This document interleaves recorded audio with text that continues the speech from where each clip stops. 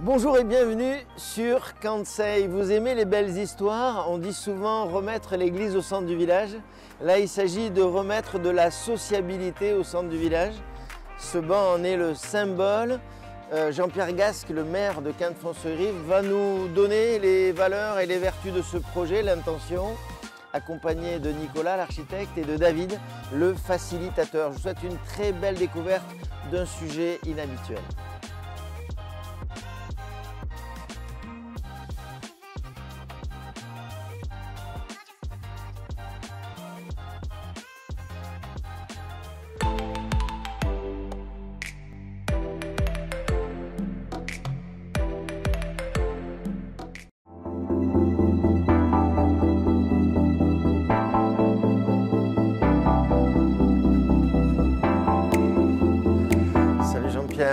Salut Stéphane. Merci de nous accueillir. Je racontais en intro une belle histoire. Tu peux m'en dire un peu plus? L'histoire, elle naît de quoi en fait? C'est quoi qui fait qu'à un moment donné, on décide de réhabiliter un lieu de famille? Bien écoute Stéphane, l'opportunité de faire rentrer ce bâtiment, cette maison historique dans le patrimoine communal s'est dessinée à la fin du précédent mandat de mon collègue Bernard Solera. Et puis les choses sont concrétisées sur le mandat que je dirige depuis 2020. Et avec l'équipe, donc effectivement, nous avons réfléchi à ce que nous souhaitions faire de ce lieu.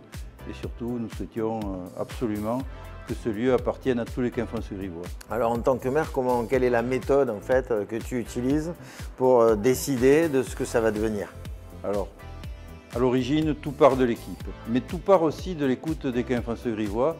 Nous avons voulu faire de la Bastide, donc une maison publique.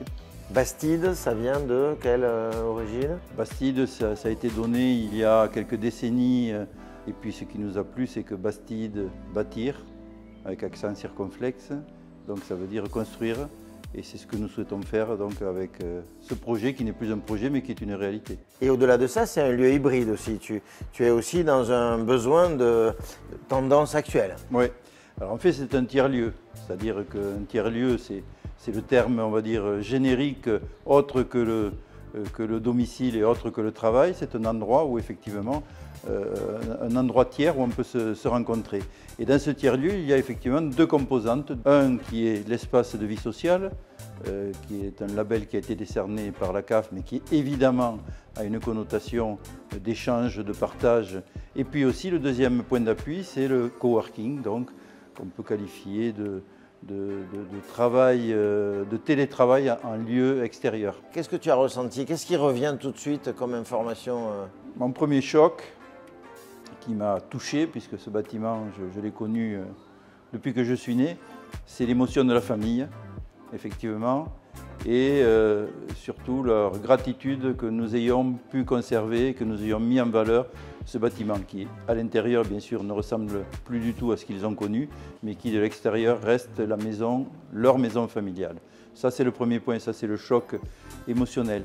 Ensuite, ce qui m'a frappé, c'est la diversité des personnes présentes de Quinte-François-Rive. Je ne parle pas des institutionnels, qui sont bien représentés sur notre petit panneau inaugural, mais la diversité des personnes de François-Rive que je connais, mais que je n'aurais jamais mis ensemble dans la même pièce, je dirais, parce qu'ils n'ont pas forcément certainement les mêmes intérêts ou les mêmes préoccupations. La collaboration avec le cabinet d'architectes, quelles sont tes habitudes en tant que maître d'ouvrage vis-à-vis de cette réflexion-là? Parce que je te sais ouvert sur cette technique-là. Alors je retiens une relation humaine avec le cabinet d'architectes et l'architecte lui-même, une écoute.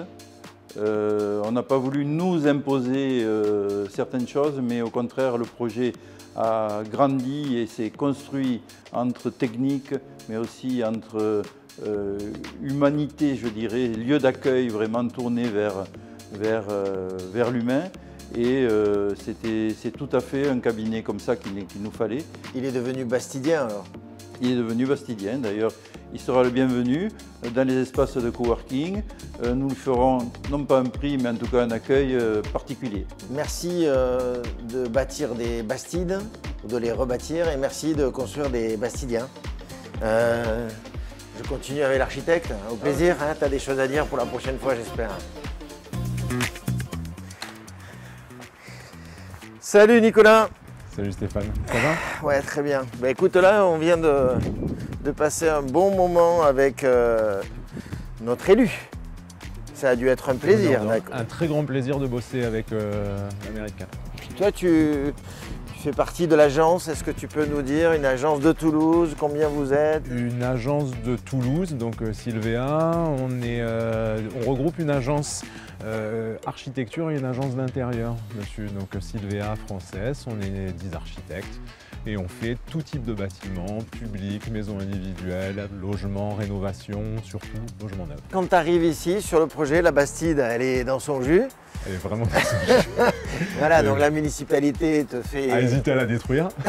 A hésité à la détruire. Donc quelle a été ta vision du projet? Comment tu as mené ce projet-là en fait? L'environnement. En face la mairie, super bien placé, un joli bâtiment avec un historique, avec quelques anciennes photos 1920, une relation avec des commerces à côté, restaurant connu, sur le plein axe de Quinte-Fonce-Grive. Qu'est-ce qu'on en fait?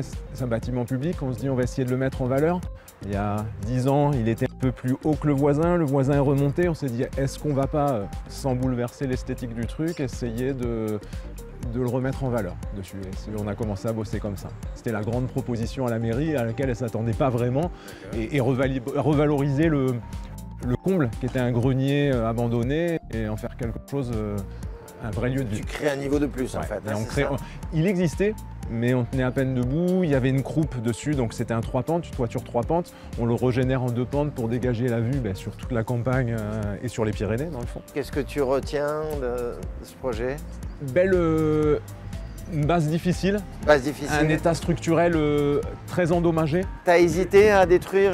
Non, on hésite rarement à détruire parce qu'on aime bien le patrimoine.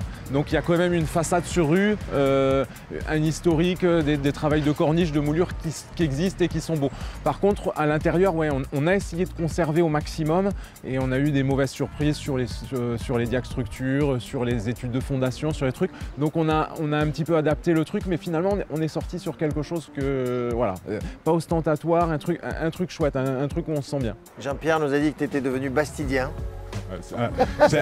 J'y suis très souvent, j'y fais du sport, j'y emmène les enfants, donc ouais, sur la commune et Bastidien, pour le coup, j'y viens boire le café. Déjà, il y avait Foncerie, il y avait Quinte et maintenant il y a Bastidien. C'est ça, une nouvelle communauté, ouais, exactement. Je vais rejoindre David qui a été bon facilitateur, je pense. Ouais, une super interface justement entre la population, entre le personnel mairie et tout, donc et hyper disponible. J'admire. Nicolas, bravo. Merci. Tout le monde a l'air content de ton travail. Ça ne m'étonne pas. On se revoit bientôt. Merci pour ton invitation. J'espère à très bientôt. Ouais, c'est un peu ça. Ouais. Merci. Salut David. Salut Stéphane. Le soleil est là. Quelle merveille. Est avec nous. Merveille. J'ai tenu à ce que tu nous parles en fait, parce que tu es le relayeur, l'interface, le facilitateur. C'est pas dur d'être tout ça? Non, c'est pas dur, c'est très intéressant. Parce que toi, tu es un élu, ouais. Tu travailles à l'extérieur. C'est ça. Et donc là, tu as eu une mission que le maire t'a confiée. Ouais. Le maire m'a dit, est-ce que tu veux être le facilitateur et un petit peu l'agitateur d'idées autour de ce projet? Et ben, j'ai dit oui de suite. Ce projet, il est singulier parce qu'il a fallu mettre autour d'une même table des institutions, des fonctionnements très différents. Et ça, c'est vrai que ce rôle-là, d'arriver à faire que cette alchimie, elle prenne, c'est quelque chose qui m'a vraiment plu et qui m'a dynamisé pendant plus de 2 ans maintenant, que cette démocratie participative qu'on a mis en place, elle naît, elle vit et elle se concrétise. Il y a une méthode en fait, parce que maintenant il faut un mode d'emploi, il faut que ça vive tout ça. En fait déjà il y a de la place pour tout le monde. On peut s'arrêter, seul, accompagné avec des enfants, boire un café, une tisane, un jus de fruits en bas. Je suis entrepreneur, je suis une société, je veux faire un codir délocalisé. Il y a des locaux disponibles à la location, sous des formats différents, avec des fonctionnalités différentes. On propose une palette un petit peu diversifiée d'outils de travail. Donc je réserve, c'est digital. J'ai un accès autonome sur le lieu de travail Et tout se fait sur la plateforme digitale que j'ai réservé mon petit bureau ou ma salle de réunion avec des belles prestations. Au plaisir alors s'il y a un autre projet. Ouais. Donc je vous l'avais promis, une belle histoire, une histoire de famille, une histoire de cœur, une histoire de bénévoles, une histoire d'entreprise, une histoire de compétences en fait, le mix qui va bien. Hein, toujours là, Kansei pour témoigner de tous ces sujets. Merci de nous suivre.